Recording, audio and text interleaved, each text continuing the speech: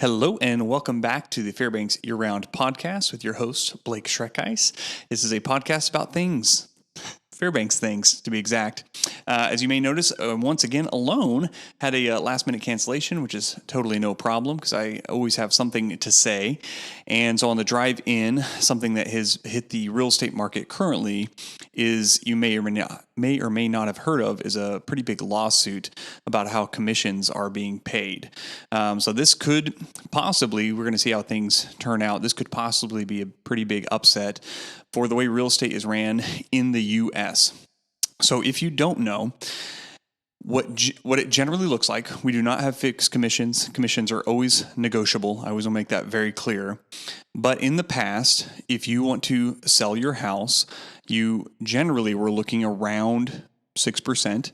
That's become pretty common and that's of the sale price for a commission to your agent. And what happens with that percentage, whatever it is, whether it's 6 or 5 or whatever it could be, is your agent will say, hey, we're going to give a portion of this, usually around half, so we'll say 3%, to the buyer's agent. And the reason we do this is, hey, we don't have all the buyers, so if we offer a commission to every other agent, say, hey, I'll split this commission with you if you bring a buyer, you get a much larger buyer pool, which historically has worked pretty well. And when I first heard about this lawsuit, it's been going on for a while, and it is not complete at all, but we are working towards a settlement. The NAR, National Association of Realtors, is. And so it feels like it's getting more and more real and closer. So again, it's not done, but if you've heard about this is basically just going to be my opinion. I am not an attorney. And to be honest, I have not looked at every single detail of the case. So this is me picking things up, reading things, and being pretty well researched on it. But again, I'm not an attorney, so I don't know how everything works. So when I first heard about this, my initial thought was, this sounds like greedy. This is going to sound bad. This sounds like greedy sellers that are upset that they didn't like the commission they spent, and now they're trying to get that money back. And in a sense, that's what's happening. But again, the word of greedy seller is going to change the further we get in here. Because my opinion, and this is true, is you don't have to use a realtor. That's why there's for sale by owner homes and things like that. Now, the counter argument, and the reason I think a lot of these big companies, NAR, Coldwell Banker, I think Remax, that were getting sued, there's a reason they're settling. I was like, well, if they're settling, they must think they have a good argument. So what it sounds like to me more now is not, hey, these sellers, decided they wanted a service and then they didn't want to pay for this service. They felt like if they didn't use this service, they were going to be cutting themselves short and they're not going to have any connection to any buyers because of it. So they felt like they had to use an agent and they felt like they had to pay the buyer's commission. Now, we talked about it from the selling side. The buying side, it's obviously super nice. When you go to buy a house, your agent will generally say, for the most part, I'm not going to, except in specific cases, I'm usually not going to directly cost you any money. The seller almost always will pay my fee. And that's been the case for a long, long time. So that's really nice, of course. But sellers are saying, hey, we're tired of paying for the buyers, their fees. And we feel like we have not been given a choice in this, and that the NAR and these other companies, I'm kind of putting words in their mouths, I'm simplifying, of course, but we feel like they are in such a position with so many agents involved that they're monopolizing the way things are being done. And that's probably the wrong word to use. I keep having to backtrack because, again, I'm sure there's a lot more nuance than what I'm just saying here. However, they're saying we felt like we didn't have a choice and we had to use this and we had to do it their way. And that is not something I stand for. So the more I thought about it, I was like, well, I want people to always have the choice. This is, of course, how I make money. So I'm always concerned about am I now no longer going to be able to make money? But if we back out and say, not look at my personal income, it's like, what's, in my opinion, what's the right thing to happen? And I've always been a very huge believer in freedom. You're living in the U.S. and you have the freedom of choice. You have the freedom of doing whatever you want. And me just saying, hey, you're free to not use a realtor, you're free to go for sale by owner. That's definitely part of it. But also I think it needs to be clear that, hey, you don't have to you don't have to pay the buyer's agent's commission. So they're making a few changes. I won't get into the details about that. It probably won't mean much to you. And they're trying to settle. This is a huge lawsuit. If it went through, I think the National Association of Realtors was looking like around $4 or $5 billion if they lost. So their settlement that they've proposed is about 418 million. I want to say, which is quite a bit less, but still quite a bit of money. So it's obviously a very serious concern. And yeah, it trickles down to all of us. So what this means for you right now is I don't really know. Well, I shouldn't say that. You always have the choice. You've always had the choice. I think it's going to mean that agents are going to be much more clear about that choice, where they're going in when they're listing your house with their listing contract, and it varies state by state, company by company, what that contract looks like. And they're going to say, hey, you can pay for a buyer's agent's commission. And then again, you as a consumer, it's always your choice what you want to do. It's like, hey, no, I don't want to. I don't feel like that is my place to do that. So now let me give you some arguments of why you would want to. And again, this is with everything I do, I give options, and then the client gets to pick because they're the ones in control. They're the ones selling their house. They're the ones buying the house. It's their money. So I don't take on the responsibility of choosing for you. But here's some things to consider. If you don't pay a buyer's commission, agents won't bring their buyers by, right? Because, well, I shouldn't say that. They're going to have to ask their buyer to pay, and some buyers simply can't afford to do that. So you, at least in the initial bit, buyers will likely, if there's a similar house to yours that is paying a commission, they're probably going to go for that, right? The other thing to think about is all sellers were buyers at one point. So this is almost not a pay it forward situation. It's almost a pay it backward situation because you always buy first. You're going to buy the first thing before you sell it, obviously. So you were able, when you bought your first home, you probably, this isn't always the case, but you may have had less money at that time and been younger, and you needed money for a down payment. You needed money for closing costs. But at least up till now, for the most part, you didn't need money to pay your agent. So if all sellers agree, like, hey, we're no longer happy with this paying the buyer's agent's fee, it's totally fine. It's totally a choice. However, we have seen this happen in other countries. And what that looks like is basically buyers' real estate agents disappear, which again, you may not be concerned about. Like, I'm not worried about real estate agents. If there's less of them, that's fine. There's already too many of them, which I'd probably agree with. There's a lot of real estate agents out there. So, however, now you're going in Alaska, you don't have dual representation. So in most cases, these buyers would be going in unrepresented because they can't afford or they don't want to pay an agent, and they're having to hop around agent to agent on all these different houses. And I'm not saying I'm the greatest negotiator of all time. I don't want anybody to think that. However, I've sold some houses. I'll sell more in a year than most people do in their whole life. I'll sell more in a given month a lot of times than a lot of people do in their whole life. So it's like I sell a lot of houses. I have a lot of opportunities to see options and look at different ways of negotiating. So if I'm representing my seller and I'm negotiating against a first-time home buyer who's never done it, and my interests are, I'm going to treat them fairly. I'm going to be honest with them. However, a big part of my job for the seller is to negotiate the best price possible. So again, seller in this case, I believe would 9 out of 10 times or 99 out of 100 times would win because the buyer is being unrepresented. So it's like, again, as a seller, you may not care. However, all sellers are buyers. So at some point, you're going to be a buyer again, or you were a buyer before. So it's kind of up to you to decide. It's a little bit of a pay it forward thing. If that's going to be something everyone is going to gee-haw with, it's going to really depend on what the whole community does in an area, because real estate's very specific. So if everyone's offering this thing, then we'll probably have more buyers agents. If nobody's offering it, we'll have way fewer buyers agents. There'll always be a few people who are willing to pay for the representation on the buying side, and they'll get represented.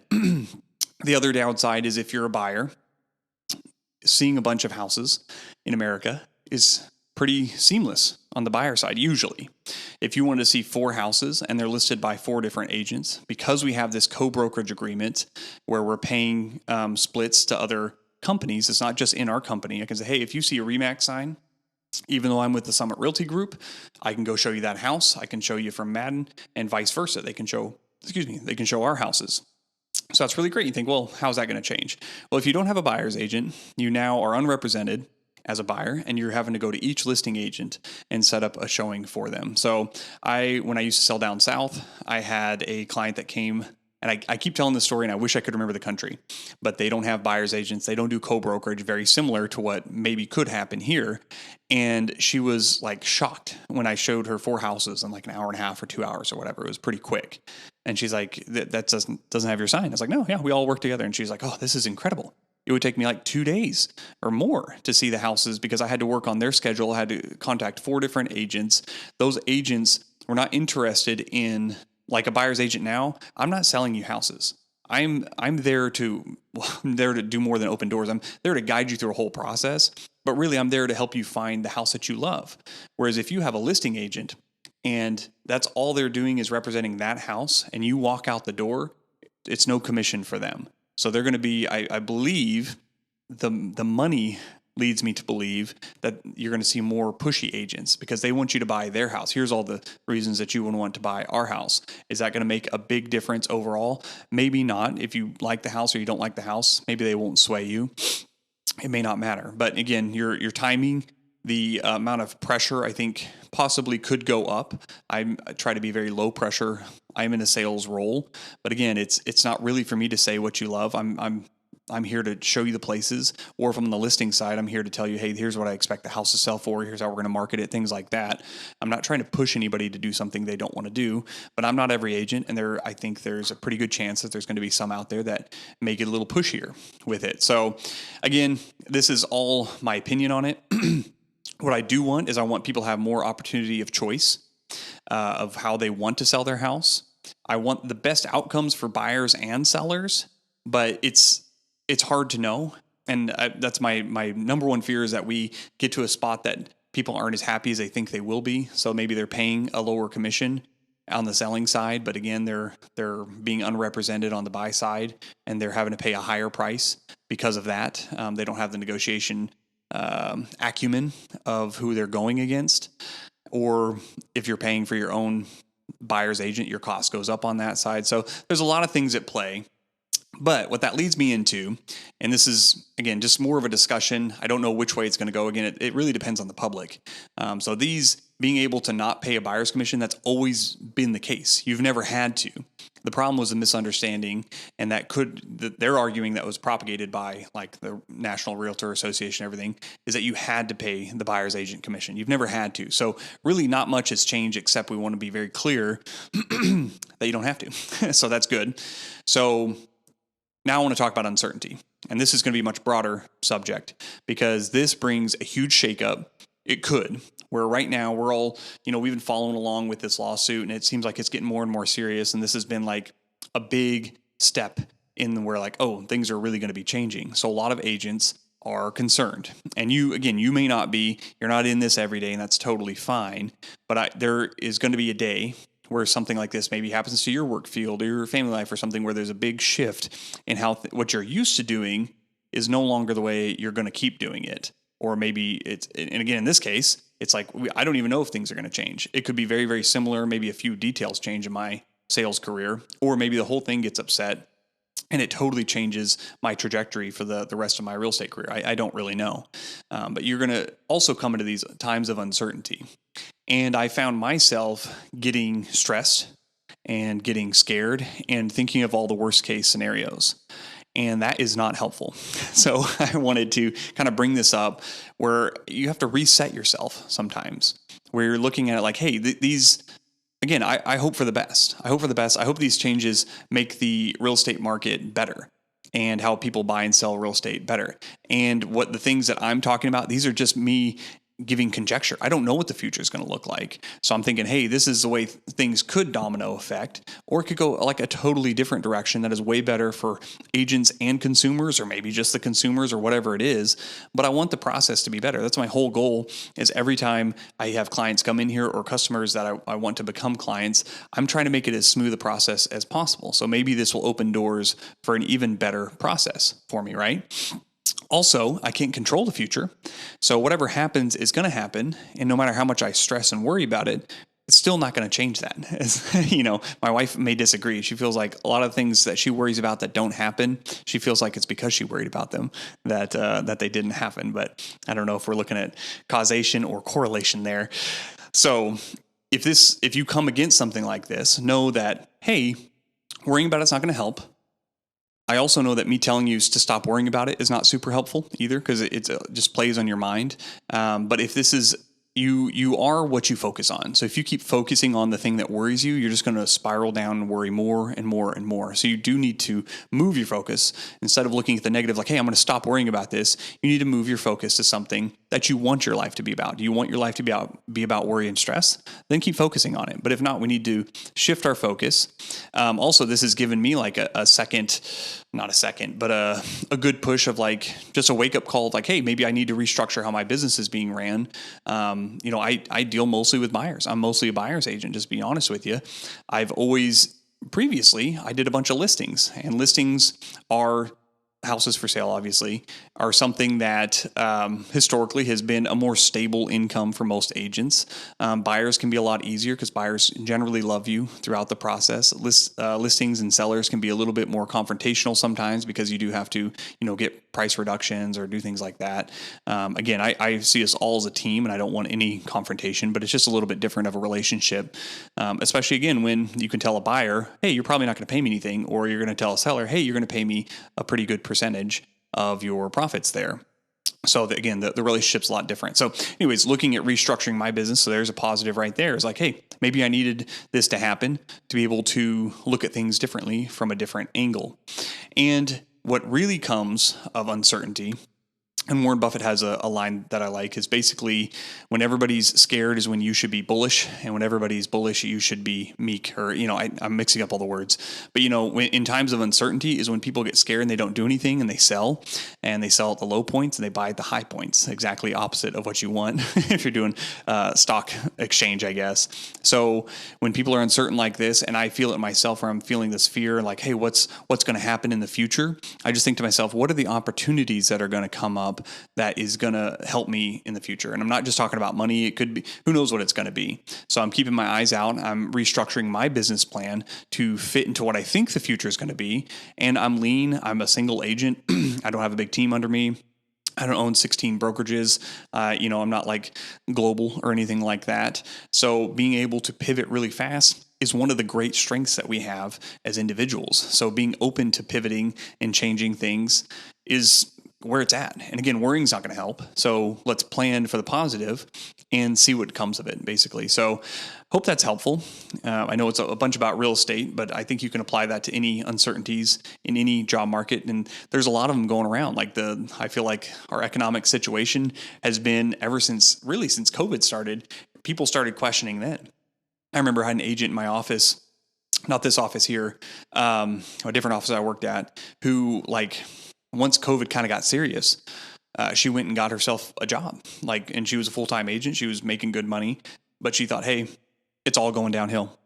So she went and got herself a 40-hour-a-week job. And I was like, maybe we should wait and see what happens a little bit here. And of course, COVID ended up being, again, for agents, I'm not saying COVID was good, but what it did to the housing market is it made prices go up. We had this frenzy for whatever reason. So in a lot of cases, 2021 ended up being a lot of agents' best year ever, and they sold the highest gross that there is. So again, I'm not saying that we want another pandemic here or anything like that, but there is always a positive opportunity, even in negative situations or in uncertainty. So if we can stay focused on that, things will be good. So anyways, hope this is helpful. Again, I keep saying this, but we should be back with regular programming next week and have a fun guest on. So I will see you then. Thank you so much for listening. Hey there, thank you so much for listening. If you want more content from AK Blake, you can find me on YouTube, Facebook, and Instagram, all under the handles AK Blake. Or if you want to listen to more podcasts, anywhere you get your podcasts, it's there, Fairbanks year-round. You may or may not know, I am a local real estate agent here in Fairbanks with the Summit Realty Group. So if you like what I'm doing and you want to move to the area, you already live in the area, or you're looking to invest further into real estate in the area, you can reach me. Probably the best will be either my website, akblake.com, my email, blake@akblake.com, or my phone number is probably the fastest, 907-651-8356. You can call or text. Thank you so much, and I'll see you on the next one.